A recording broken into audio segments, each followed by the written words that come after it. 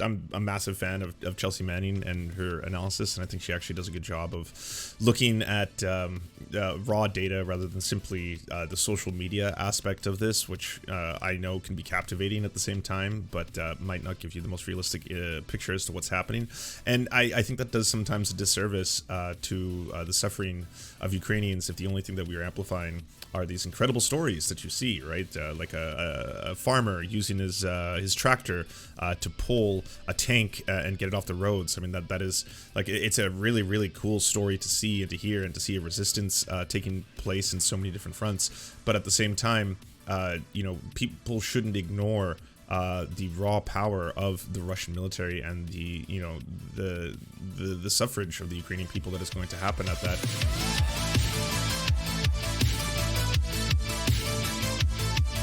Oh, I can quickly tell you what Chelsea Manning sent to me, because she said I was allowed to read these out.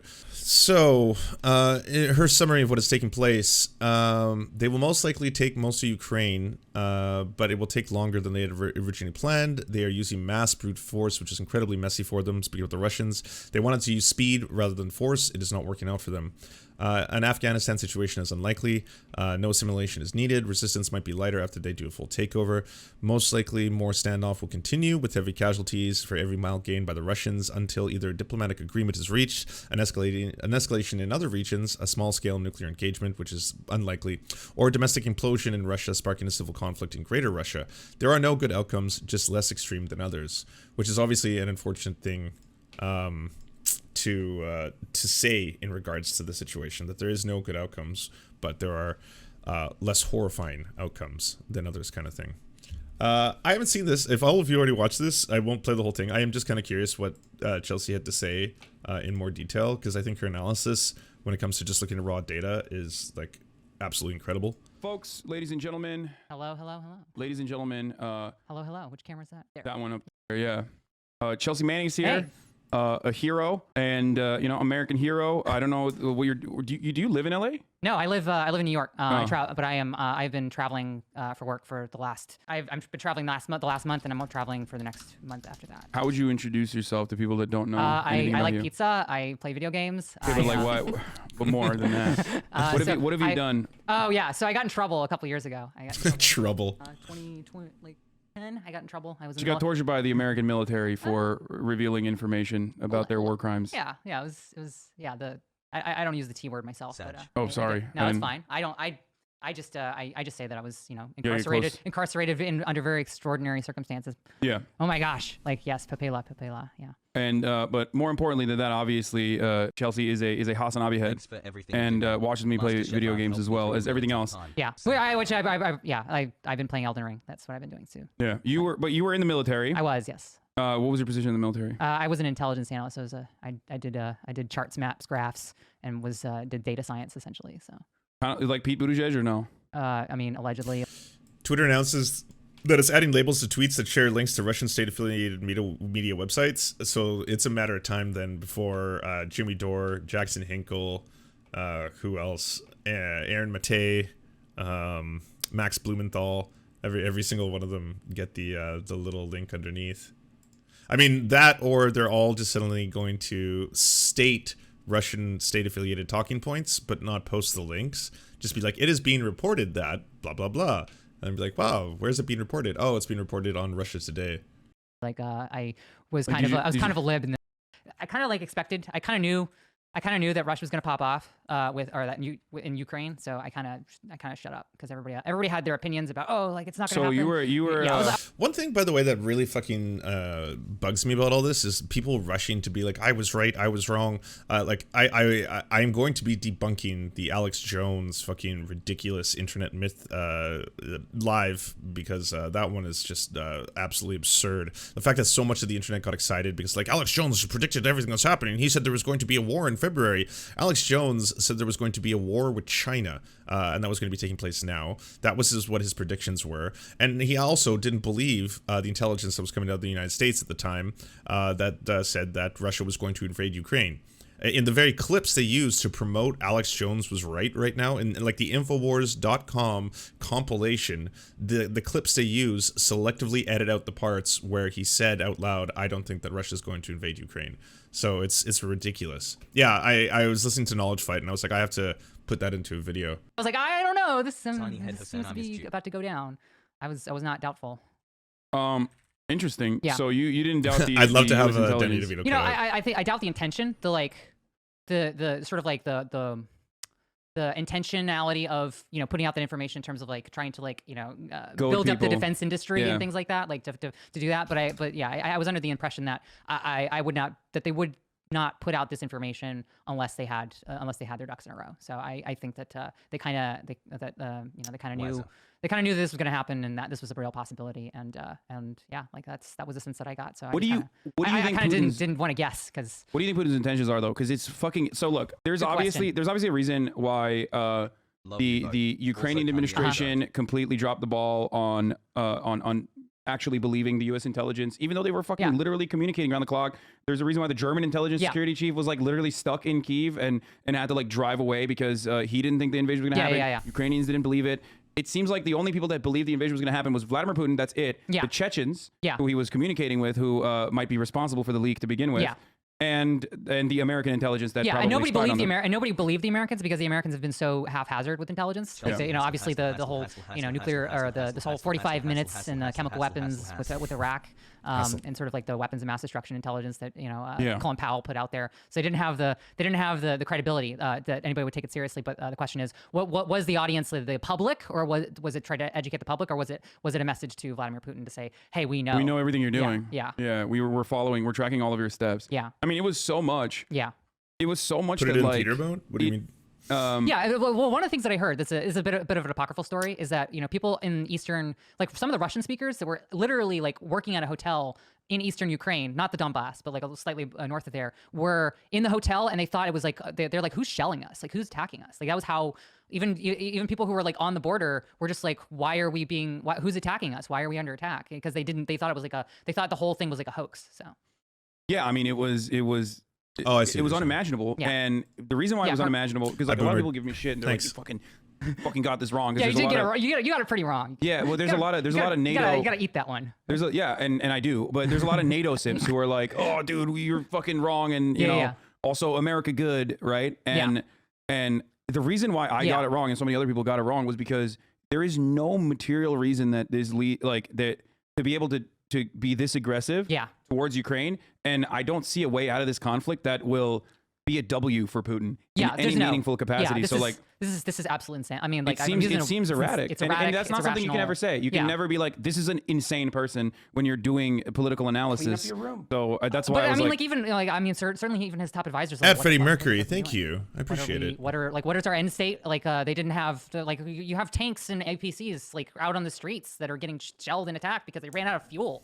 So, you know, it was a total, like, as one person in response to one of my tweets about this said, like the strategic military term for this is clusterfuck. So yeah, I mean, literally. So what's up? Like, I mean, first of all, I doubt the 3,500 numbers. I don't think it's like. Yeah, I mean, I think it's ballpark. I don't think that. You think it's that high? I think it's very high. I don't want to put a number on it because you can't. Nobody like probably not even the Russians know what their actual casualty numbers are. That's insane. But it's at least north of 1,000. I would estimate. Wow. Yeah. I thought it was like it's bad. They've had catastrophic losses. I thought they were like 10xing it. You know what I mean? I didn't. They might be 5xing it, but like I wouldn't put it. But like I would put it like it's not out of the league. Like it's it's bad. Like Russians are really hurting. But I feel like part of it, and maybe I'm wrong about this, but a part of it I think is because, well, one. They underestimated. Me, bro. Internet's like I think they underestimated Ukraine's defenses. Yes. And Ukraine has been a lot better at defending itself than Russia thought it was going to. Well, I think Ukraine's defenses were caught with their pants down. I think that they were not prepared for this. I do think that they had their guard down quite a bit, and then the Russians disabled somehow. I don't know how. Their air defenses? Either air defense. Their air defenses seem to be down for at least 12 hours. So from what I understand, or this is whether it's cyber or sabotage. Well, isn't it also because they have they still are operating on the old USSR bases too, so they knew exactly where to hit. But even with all that information, I go back and forth on this because on the one hand, I think like obviously they're not going to be able to take Kyiv over in fucking 2 days, right? Well, they tried to. But they did try to because they thought that they would be able to. Yeah, and they almost did. They got to the outskirts of Kyiv, and if they had encircled the city, they would have taken Kyiv within another 12 to 14 hours, like that militarily. I think their window closed.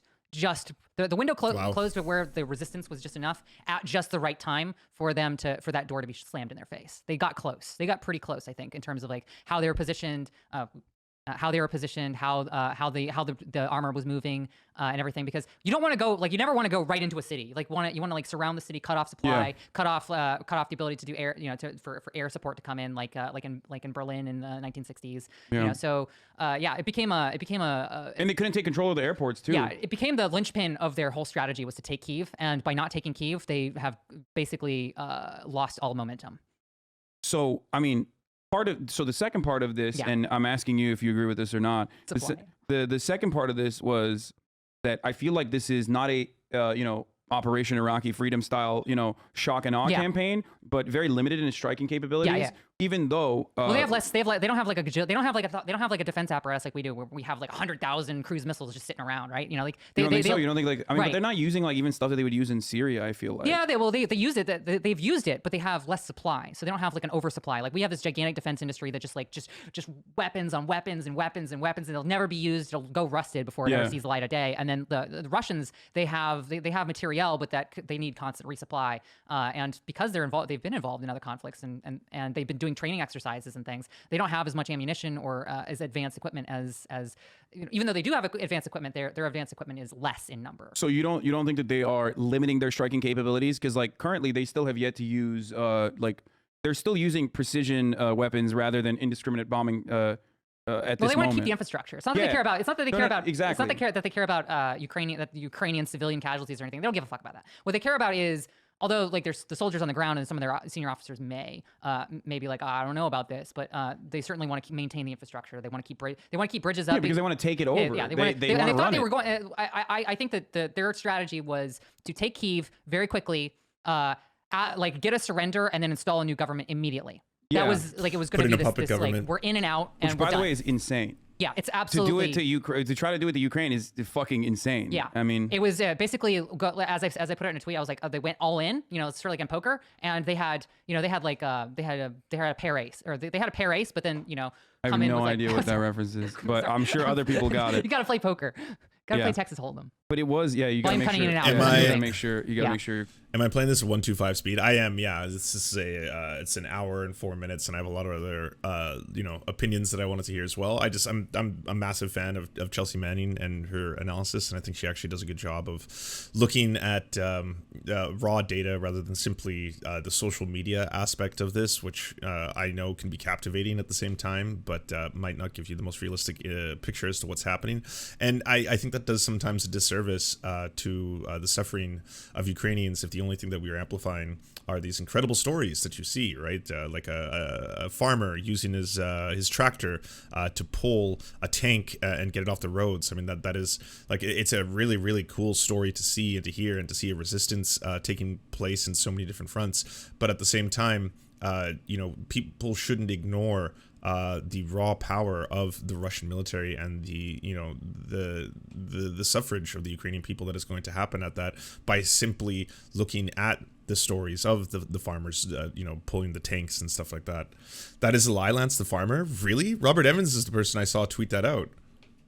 That one too? Fuck, there's so many stories, the social media stories that are... Well, do you have proof that it's falsified? Close to it. I see why you do the...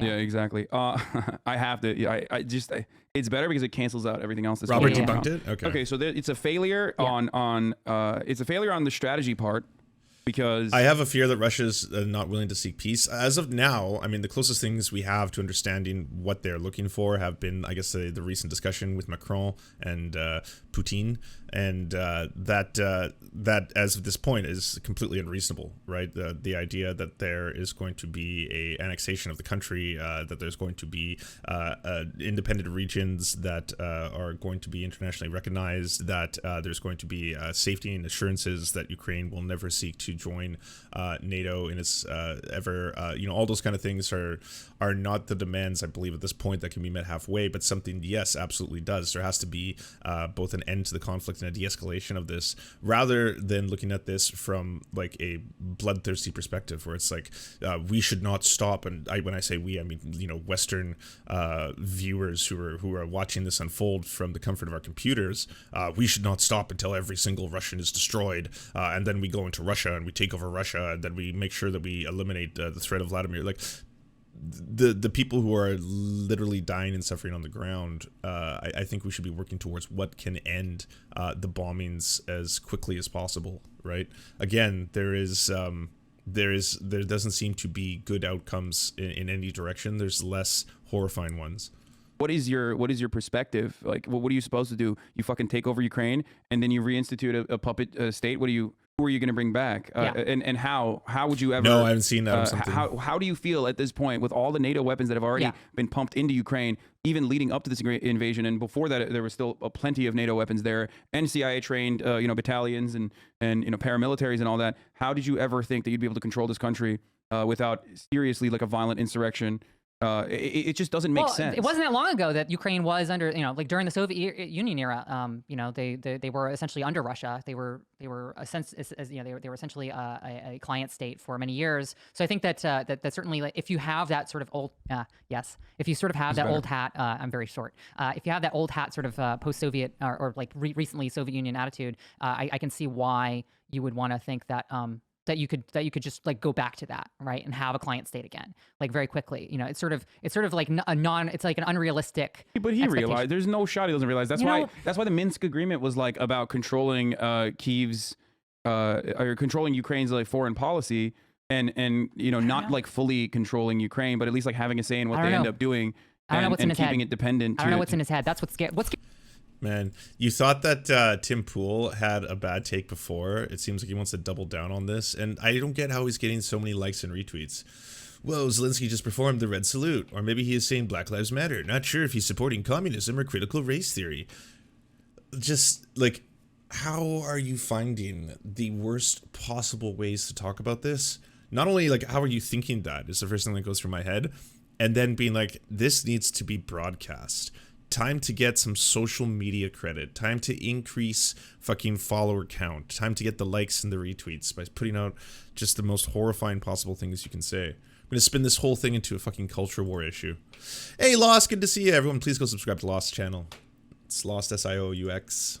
Here's the thing the most about Putin is right now is the fact that this has turned into a clusterfuck for him. This has turned into not only is Ukraine destabilized, now potentially Russia could be destabilized from these effects. Eastern Europe, Eastern and potentially Central Europe could be destabilized from this, especially with an ever-growing refugee situation happening in the border countries. And now you have NATO who's posturing, and I don't know what's going on in terms of like one of the reasons why I'm hesitant to speculate at all, especially on the internet, is because nobody knows what the hell is going on. And nobody can guess. And you got this going on. Breaking news, but Belarus says constitutional referendum is passed, revoking its non-nuclear status and paving the way for Russian nuclear weapons in the country. All right, there you go. I mean, they're making their moves. They're making their strategic moves. So I just saw. You gotta have. I watched the UN. You gotta have a nuke. I mean, it's just everybody has one. You gotta have one. Yeah, so, I mean, like proliferation, proliferation. Yeah, it's a hard word to do that with. So I'm obviously an advocate for disarmament, obviously, but before we do that, I think like if you're a small nation, let's go. I'm just saying if you're, it's a rule. People saying Lance, Tim Pool knows his audience and where the money flows. Yeah, it's just like I was wrong in this. Maybe this is yet another calculation that I had completely false.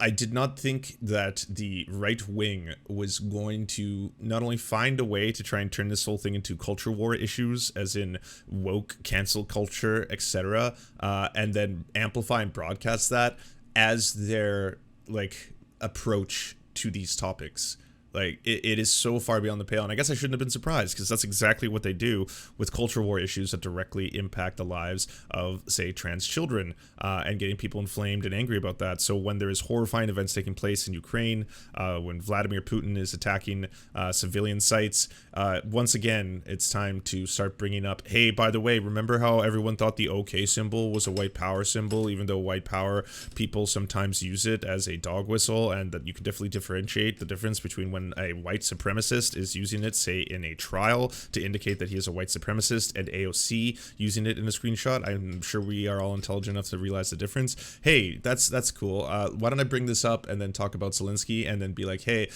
who knows what he's supporting here? Is he supporting Black Lives Matter? Is this like blah, blah, blah? Like, just so infinitely beyond the pale. Like, it shows you how removed someone like Tim Pool is from like everything he talks about.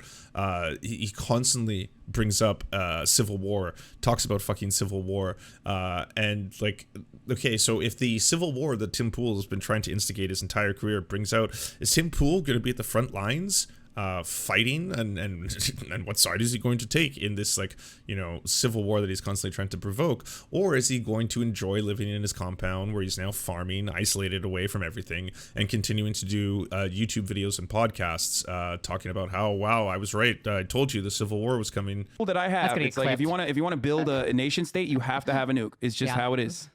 And so congratulations to Belarus. I mean, there have been situations where, hypothetical situations where you even have an organization that has a nuke and just declares itself to be nuclear power. So, like, hey, yeah, that's what I'm saying. Yeah. And then boom, that's a state now. Yeah. That's a real state. It's a viable state. Yeah, yeah. The nuclear weapons. They are the highest level of strategic leverage on the geopolitical stage.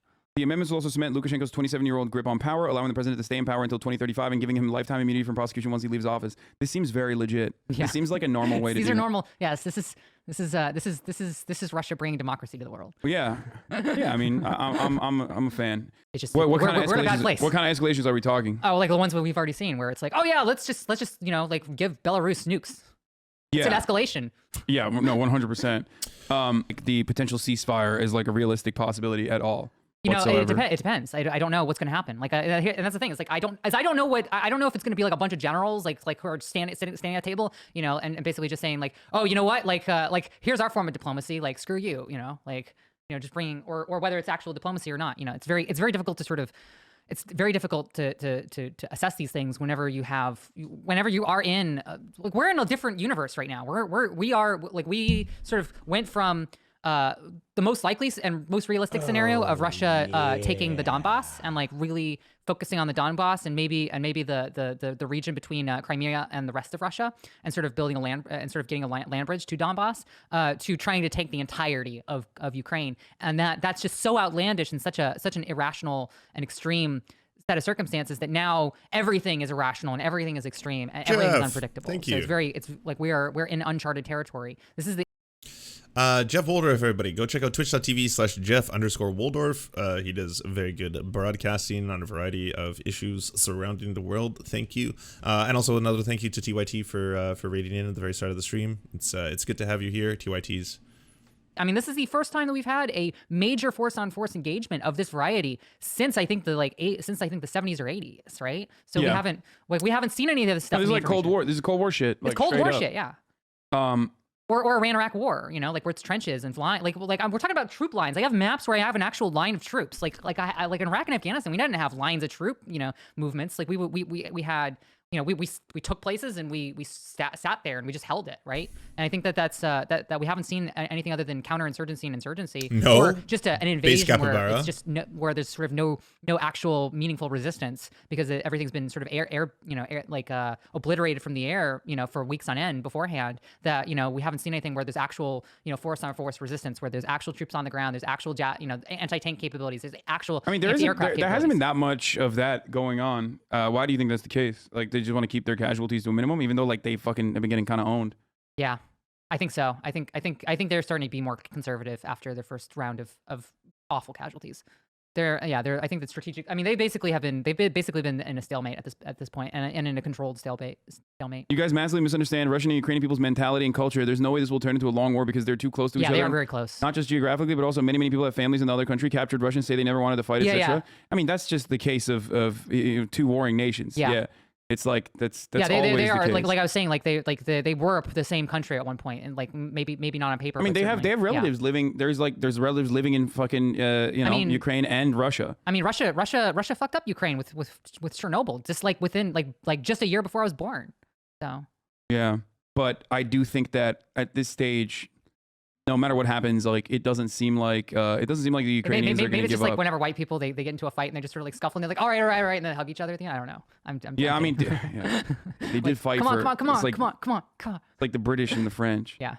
And then, but I don't know. I don't know where this goes. Like I am fearful that I was talking about this before, and you can maybe tell me I'm wrong if you think that, but I'm fearful that they haven't escalated to indiscriminate bombing yet, but I feel like once they realize that they're losing the war of attrition and that their supply chains that's cut a worst case off, scenario. you have the conscripts that you sent out, and the Ukrainians are going to absolutely the Ukrainians are going to feel confident and deny any sort of concessions in this situation because they think they're winning the war completely, or also because Zelensky is fearful of coming across as like weak towards Russia. Because that, in my opinion, could lead to some kind of right-wing coup within the country immediately. Mm-hmm. Like this is the best time to just take over if you're like a Azov battalion guy. Yes. Like there's no better time to be like, fuck this guy, he's a Russian puppet. Boom, let's get in there. And then also on top of that, it seems like the United States is not interested in it. The conversation, they want the continuation of the war. So I don't know. I feel like in the aftermath of the failed ceasefire agreements, the shelling is going to get much, much worse. Yeah. I think it's a real possibility that they've already deployed thermal barracks. Whether or not they've been used or not is not confirmed on the ground. A lot of my information is about 12 hours old from on the ground as well. Like I'm trying to pull it up right now, actually. Trying to pull up. Belarus's dictator Lukashenko is still waiting for Putin to appoint him as a colonel. Okay, I want to watch that. Путин полковник обещал мне полковника присвоить. До сих пор не присвоил. Полковника может присвоить Путин. Российская армия. He's 100% serious. Oh my god. Что президент независимой Беларуси является полковником России. Ну и что? It's my problem, not yours. Моя проблема, не ваша. Пообещал, делай. Но вы же в российской армии-то и не служили. Вы же служили в советской армии. Советская. Она была и российская, и белорусская. Конечно. Присвой мне звание полковника советской армии. Ну, советская тоже не может. Когда мы тут говорить. Вот, мы говорили, что Путин хочет установить Советский Союз. Ну, хорошо. Ну, что, пусть хочет, и что? Wow, completely straight-faced and another human being is just laughing at you. Like you gotta understand why this is just utterly absurd on its face, right? You get that. It's probably not even because he's not thankful for, like, you know, how sycophantic you've been in this entire ordeal. Ну что тут такого? А что ему запретить желать? А затем, то есть вы хотите, чтобы полковник Путин вам присвоил звание полковника? Президент Путин? Да, ну то есть будет два полковника во главе России и Беларуси. Мы ему потом присвоим звание генерала. Oh wow, thank you. I needed that. There's very few like actual funny things that come out. This was in public freakouts. Upvoted. Do you enjoy the Serfs but prefer not to have to use your eyeballs? Many are saying this. Well, we've got the solution for you. It's the Serf Times in podcast form, available on most major podcasting networks now. If you enjoy it, please consider leaving a good review and feedback because it really helps the show out, apparently, and it's free, just like the podcast. To our gods, Xander Corvus and Peyton L. Just, we beseech thee to smite down our enemies.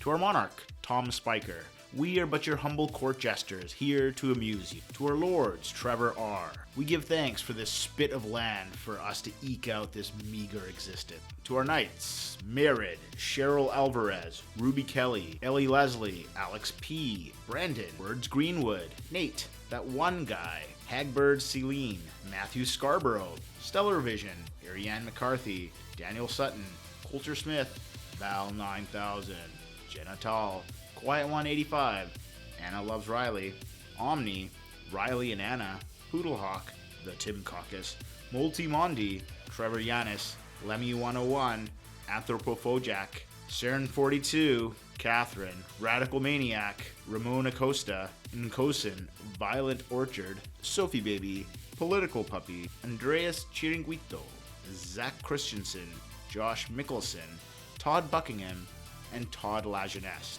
We raise our flag in a veil, and we salute you, our friends.